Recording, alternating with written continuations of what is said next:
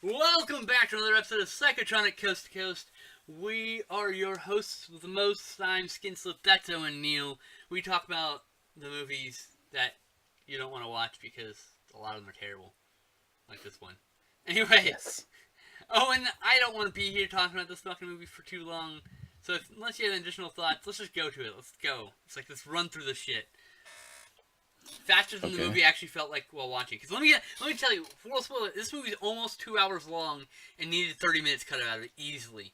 There was so much extraneous bullshit. Spoiler, Brandon hated this movie.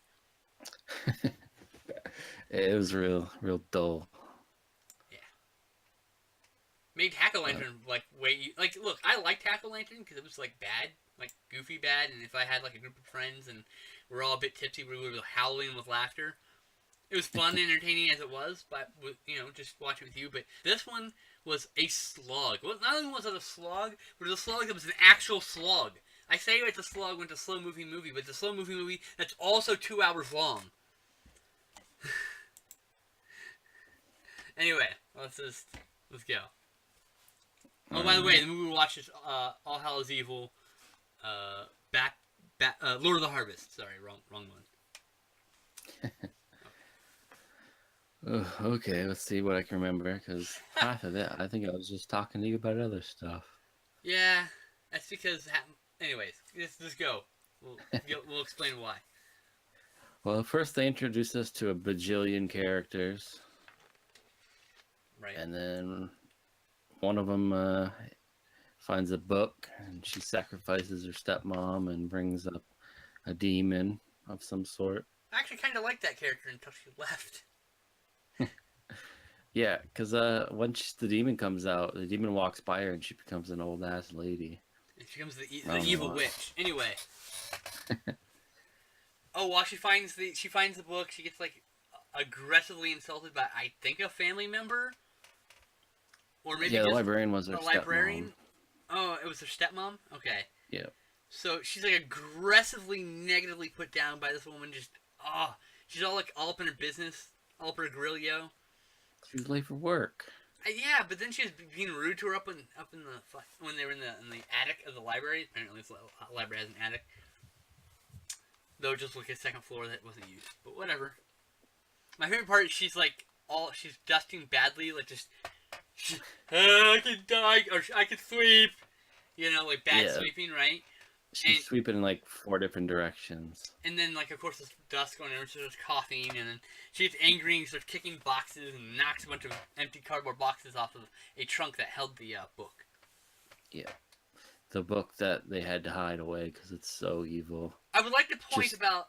Oh, sorry. Go ahead. I mean, it's just in a trunk in the library attic. It's like... That's it? That's your hiding place? Right? And I would like to point out, at this point in the movie, I was very positive about the potential of this film. I was like, oh god, it's 2 hours long. But, so far, the acting's okay and it's well shot. Because it was well shot up to this point. I actually say the majority of the movie is actually pretty well shot. I'd say, like, it's well framed for the most part. Some blocking decisions led to some awkward framing, and then... But mostly, it's like here, it's like in this sequence here, specifically with the librarian and the lady and the girl finding the book and all that, that's like all that's got really great shot selection. There's some good stuff here. So, like the way that she's posed in front of the window with the trunk and the lights coming down, like the way it's like it's actually got some really great, like I was like, wow, that I was literally commented how good the shot. It just goes to shit shortly after this, but the movie drags on. Doesn't matter how well it's shot. Yeah, I mean, right off the bat, it wasn't well edited. 3-minute credit sequence of someone shittily carving a pumpkin, so you kind of know what you're in for at that point. When the credits drag on that long, I would say sloppily. I wouldn't say it's not really shitty. It's actually pretty decent for like probably someone who didn't have a lot of skill, but it's a little sloppy for sure. No, the pumpkin carving I was talking about. Yeah, no, I didn't think it was that crappy. It just looked sloppy. Shit. The nose connected to the mouth, and then it was all falling apart. It was terrible. Some people do that. They cut the hole from the mouth to the nose. By the way, don't do that. You destroy the integrity of your pumpkin's stability by doing that. Sorry. Anyways. But it's a pretty common pumpkin carving mistake to connect the eye hole and the nose hole. One big slash. I'm just saying. So it's a noob mistake for sure. A noob. I've watched too much pumpkin carving competition shit on like pumpkin chunking and all those fucking pumpkin decorating shows and like yeah. Anyway, Nobody does that. Nobody does that. nobody watches too much of that shit. Oh, No, nobody carves a pumpkin that terrible. an amateur does because this is. By the way, the pumpkin is a euphemism for the rest of the film, sloppily put together. That's how I And it describe falls it. apart. It falls apart in the middle, literally. Yeah, I mean, we skipped over all the introductions. I mean, there's really only some you really need to care about. There's a little boy. They literally introduce us to like 8 characters. Like this is I'm not a guessing Robert he's a Altman clown. film, all right? If you can't make a Robert Altman horror film, knock it off. And then the other two that are only really important is the sheriff's son and his new friend that's a girl. My Maybe other not a problem. girlfriend. My other problem is like when they do in movies like this, introduce a bunch of characters, you should have them all at least at some point get together.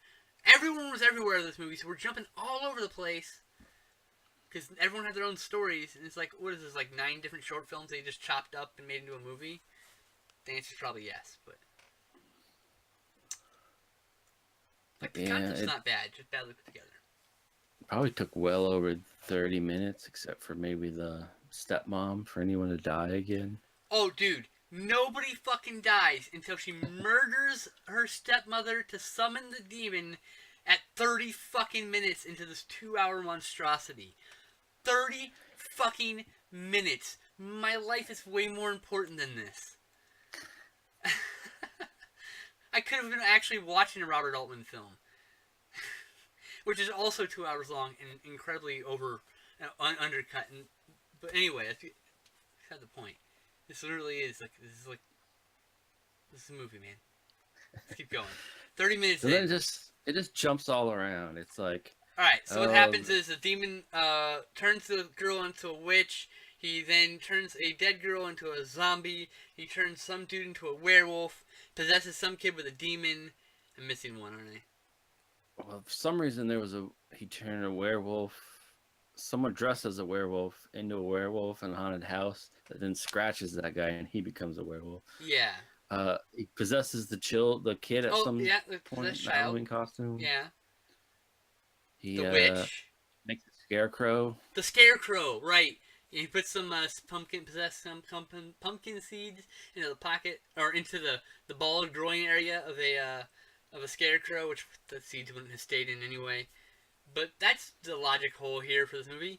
And then, of course, it doesn't matter And then you wait because forever for any of those characters to actually kill somebody. Yeah.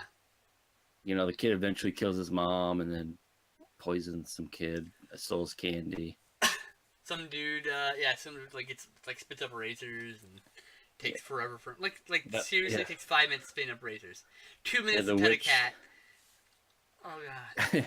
The old lady who ended up being a good witch. The good witch, yeah. Pet a cat for like 5 minutes. In the Yeah, beginning of the movie. and then it pauses and we get green eyes for the cat for no reason, none. The cat. I thought, okay, maybe the cat's gonna play something in the end. It didn't play anything, right? I'm not crazy. There's no reason for the cat. No, we never saw the cat again. Yeah, so the cat. So we watched it he's exaggerating 5 minutes. It was almost 2 minutes. I swear, almost 2 minutes of this cat being pet. For no fucking reason. There's also like a minute and a half of just crows and trees and a guy riding a bicycle, and none of that matters. It's just padding. It's just fucking okay. And you think, oh, it's an establishing shot, but except those are. Should we see that? And then there's an establishing shot for the scene that we're about to go into. Like, what the fuck are you wasting my fucking time for? I just we're like, oh, he made a new minion. I hate when movies make you feel 20 like minutes later, that minion finally kills somebody. Yeah, and I hate that this movie makes me feel like this because I hate dictating how people make to people how to make art. But when people make art badly, it fucking infuriates me. And it's like we watched a movie where basically a bunch of fucking 20-year-olds made a movie for no fucking money, and it was better than this. It was better than this. Teddy Bomb was 10 times better than this movie. It was 30 minutes shorter, 10 times better. And also, I would say 10 times more amateurish than this film. This one was actually way more professional. Sound qualities, of course, abound, but this was way more professional than Teddy Bomb, but Teddy Bomb was a better movie. And why? Because Teddy Bomb understood how to make a fucking movie entertaining. This guy's trying to make Robert Altman on Halloween, and he needs to stop. And this guy has like 8 feature-length films. I'm done. I'm sorry. I ranted. Okay. You can continue. Let's just jump to the end, pretty much. Yeah, because nothing else happens in the middle. We literally wander around, characters talk, and fucking randos die. Randos die left and right. But nobody fucking cares because there's no weight to any of it, and who gives a fuck? And then the end happens, so here we go. What's the end? Well, first the bad witch breaks into the good witch's house, and the good witch takes care of her. And then she gets in the back of their car and just be like, oh, there's some flashback of some weird dream where she's talking. And, oh, by the way, the girl in the movie is the granddaughter of the witch. And there's something to do with the kid, too, the sheriff's son, where like, oh, you guys are destined to save the town. Like, okay. Also, the sheriff shot himself because he kept seeing his dead daughter. Also, I'd like to point out that the zombie that animates is fully naked, kills somebody, and we never see it again. It's true. That whole sequence was literally, I feel like, a ploy to get that person naked, and that's so creepy to me. That makes me feel creepy. Because just about all of the bad people show up at the end. Except the naked kid zombie. Never showed up. Who? The kid never showed up yeah, either. Yeah, the kid plotline could have just been removed also. Naked zombie and kid plotline. Wait, he did show up. Oh, did he? We'll have to get to that. So anyways, that's right, at the very end. Whatever. That could have been removed too. Fuck. You know, the demon's all talking shit. He's like, oh, what do you think? You could trap me, you fools? And then she starts reading from the book, and he just stands and goes, I can't do anything. You're reading a book. And then the sheriff's son, Brad, there just starts killing all the demons. They show up slowly, one by one. Sorry. And then randomly, the friend werewolf saves them and fights the other werewolf. He's got the hots for the girl or whatever. Whatever. It's trite bullshit.